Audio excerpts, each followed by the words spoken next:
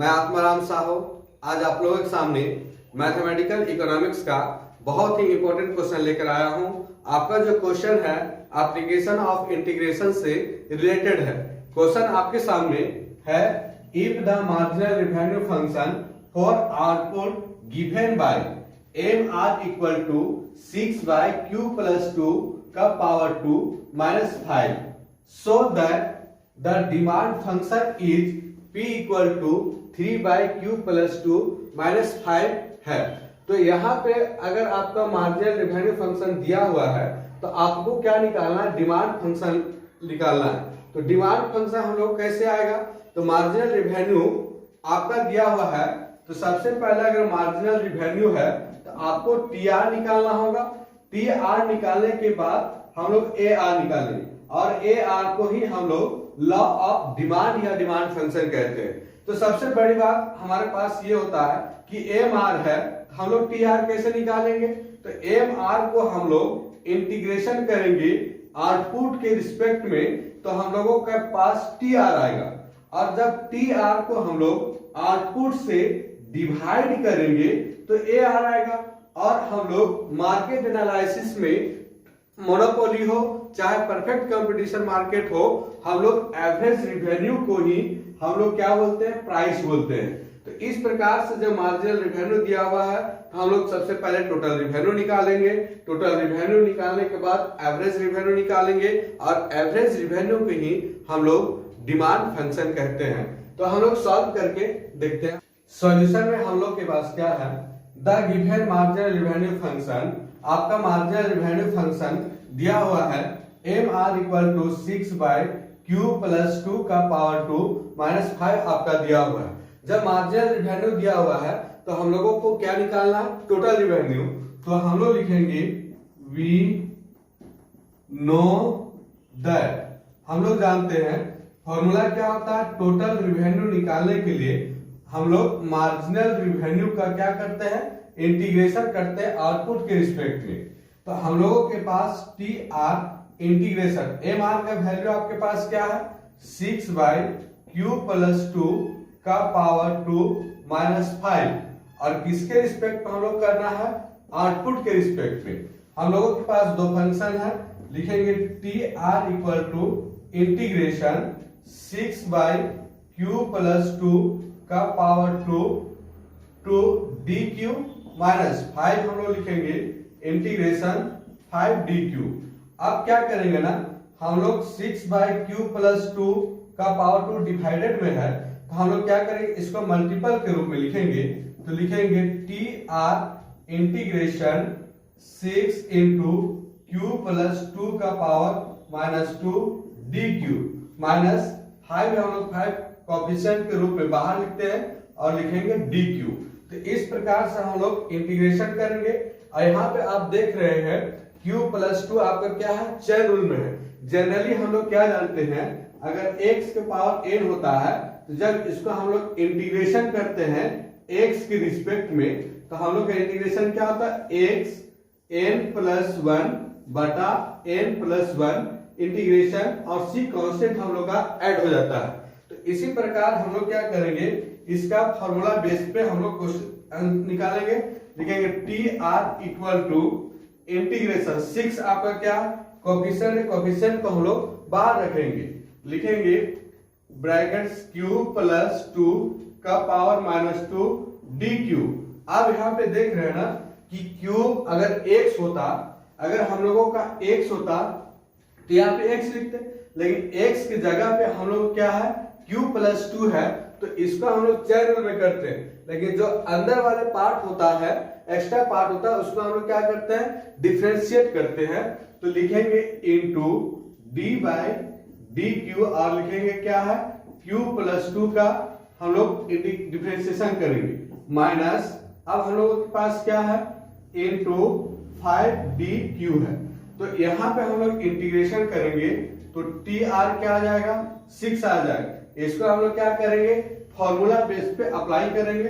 तो लिखेंगे Q plus 2 का पावर माइनस 2 प्लस 1 बाई क्या लिखेंगे, 2 माइनस 2 प्लस 1 और लिखेंगे इनटू हम लोग Q का अगर डिफरेंशिएट करेंगे तो क्या हो जाएगा 1 प्लस 2 का डिफरेंशिएट करें Q के रिस्पेक्ट में तो हम लोग का हो जाएगा 0 माइनस 5 है, और 1 का इंटीग्रेशन करते हैं तो जो वेरिएबल जिसके रिस्पेक्ट में करते हैं आपका वही आ जाता है, तो Q प्लस हम लोग का इंटीग्रेशन में जब इंटीग्रेट करते हैं तो एक कांस्टेंट क्या होता है ऐड हो जाता है, कांस्टेंट को हम लोग a के रूप में लिखेंगे। अब क्या करेंगे TR इक्वल टू 6 है 6 लिखे, और Q प्लस 2 माइनस 2 प्लस 1 करेंगे तो क्या आ जाएगा आपके पास -1 बाय -2 प्लस 1 तो -1 हो जाएगा, इनटू आपका 1 को 0 के साथ ऐड करेंगे तो 1 आएगा, हम लोग 1 किए माइनस 5Q प्लस a।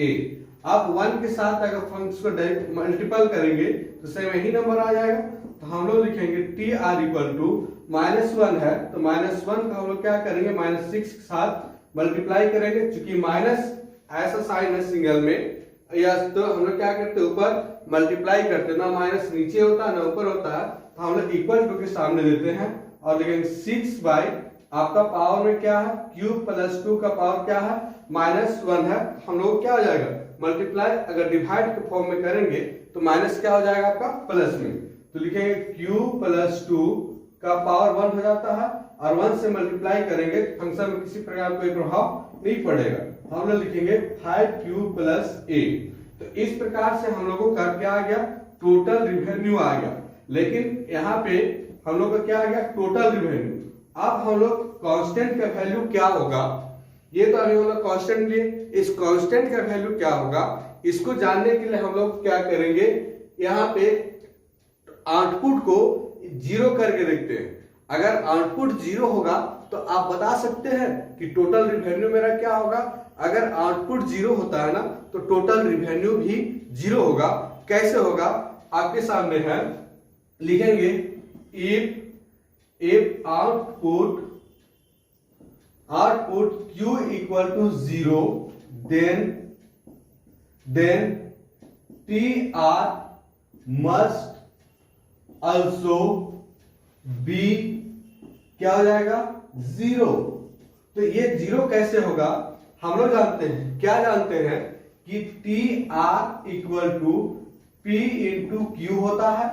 अगर आउटपुट को प्राइस से मल्टीप्लाई करते हैं तो हम लोग के पास टोटल रिवेन्यू आता है, अर्थात कर सकते हैं किसी भी प्रोडक्टिव गुड्स को अगर मार्केट प्राइस पर सेल कर देते हैं हम लोग के पास अमाउंट आता है, और उसी अमाउंट को हम लोग टोटल रिवेन्यू करते हैं।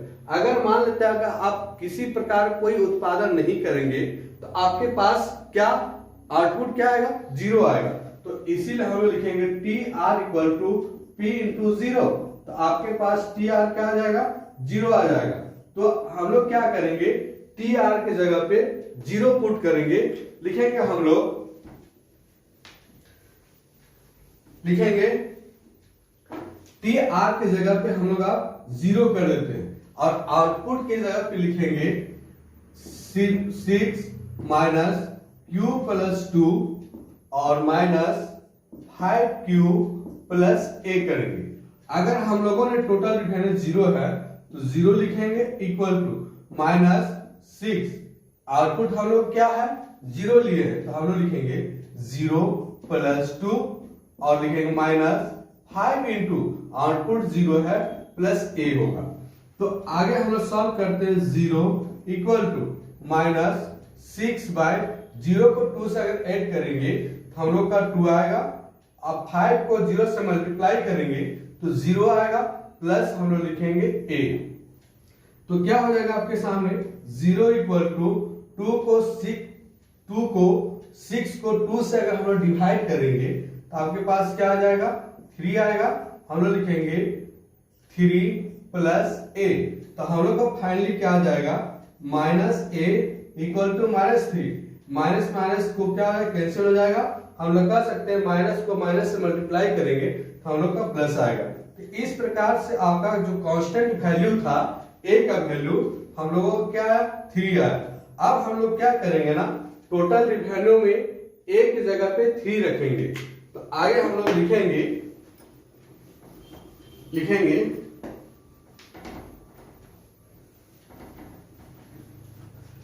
लिखेंगे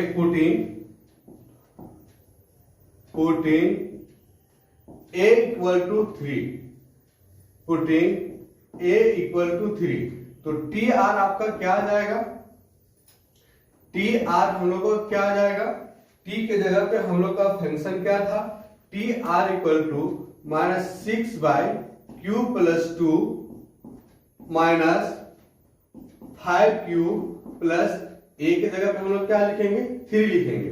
अब हम लोग यहाँ पे सॉल्व करेंगे, लिखेंगे T R equal to -6/q + 2 + 3 -5q। 5q का भी हम लोग सॉल्व नहीं करेंगे, क्यों नहीं करेंगे, क्योंकि हम लोग को फंक्शन में 5 चाहिए, तो हम लोग इसलिए लिखेंगे टी आर इक्वल टू, अब क्या करेंगे, -6/q + 2 + 3 है, हम लोग एलसीएम क्या लेंगे, q + 2 एलसीएम ले लेते हैं, q + 2 हम लोग क्या आ जाएगा, q + 2 -6 + 3 को हम लोग क्या करेंगे, मल्टीप्लाई, q + 2 से मल्टीप्लाई हो जाएगा और -5q। अब हम लोग क्या करेंगे, t इक्वल टू -6 है, -6 + 3 को q से मल्टीप्लाई करेंगे, 3q + 3 को 2 से मल्टीप्लाई करेंगे, हम लोग का 6 आएगा। हम लोग लिखेंगे q + 2 -5q, हम लोग -6 और +6 क्या हो जाएगा, कैंसिल हो जाएगा, लिखेंगे T R equal to 3q/q + 2 -5q। इस प्रकार से आपके पास क्या आ गया, टोटल रिवेन्यू का फंक्शन आ गया। अगर टोटल रिवेन्यू आ गया तो हम लोग डिमांड लो कैसे निकालेंगे, इसके लिए अभी तुरंत हमने कॉन्सेप्ट आपको बतलाया था कि टोटल रिवेन्यू है और आपको डिमांड लॉ चाहिए, तो इसको हम क्या करें, एवरेज रिवेन्यू पहले निकालेंगे। तो एवरेज रिवेन्यू के लिए हम लोग लिखेंगे, एवरेज रिवेन्यू लिखेंगे for average revenue, average revenue हम लोग ए आर, तो ए आर बराबर हम लोग क्या जानते हैं, टी आर क्यू। आपका टोटल रिवेन्यू को क्यू से अगर हम लोग डिवाइड करेंगे तो हम लोग का एवरेज रिवेन्यू आता है। तो हम लोग क्या लिख सकते हैं, A R equal to, T R का वैल्यू हम लोग क्या है, 3q/q + 2 -5q डिवाइडेड बाय क्या करेंगे, हम लोग q से डिवाइड करेंगे। अब दोनों को हम लोग अलग अलग डिवाइड करेंगे, तो लिखेंगे ए आर 3q/q + 2 × q, एक बार इसको डिवाइड करेंगे और लिखेंगे 5q/q। q से हमने एक बार फर्स्ट को डिवाइड किए, q से फिर 5q को डिवाइड किए, तो हम लोग क्या हो जाएगा, q और q कैंसिल हो जाएगा, यहां से q और q कैंसिल हो जाएगा। तो ए आर इक्वल टू हम लोग के पास क्या आया, 3/q + 2 -5 आपका एवरेज रिवेन्यू आ गया। और एवरेज रिवेन्यू को ही हम लोग क्या बोलते हैं, डिमांड फंक्शन कहते हैं। तो आगे हम लोग लिखेंगे डिमांड, इसलिए या लिखेंगे हम लोग we know that हम लोग क्या जानते हैं, A R equal to P होता है। आप लिख सकते हैं इसे P equal to A R ही है, तो इज ए डिमांड फंक्शन, क्या है आपके पास, डिमांड फंक्शन है। तो हम लोग का डिमांड फंक्शन, तो इसलिए हम लोग क्या करते हैं, P equal to A R का वैल्यू आपके पास क्या आया है, 3/q + 2 -5। इस प्रकार से हम लोगों का प्रूव होता है, जब आपके पास marginal revenue equal to 6/q + 2 का पावर 2 -5 दिया हुआ है, तो हम लोग डिमांड फंक्शन निकाल लिए। हम लोगों ने एम आर से टी आर निकाला, टी आर से एवरेज रिवेन्यू निकाला, और एवरेज रिवेन्यू को ही हम लोग डिमांड फंक्शन कहते हैं, आपका प्रूफ होता है। वीडियो अगर आपको अच्छा लगता हो और आपके एग्जाम के लिए हेल्पफुल होता हो, तो स्पेशल मैथ में मैथमेटिकल इकोनॉमिक्स का इसी तरह से बेसिक कॉन्सेप्ट के साथ आपके पास क्वेश्चन लाता रहता हूं। आप मेरे चैनल को सब्सक्राइब कीजिए और मैथमेटिकल इकोनॉमिक्स का लाभ लीजिए। धन्यवाद।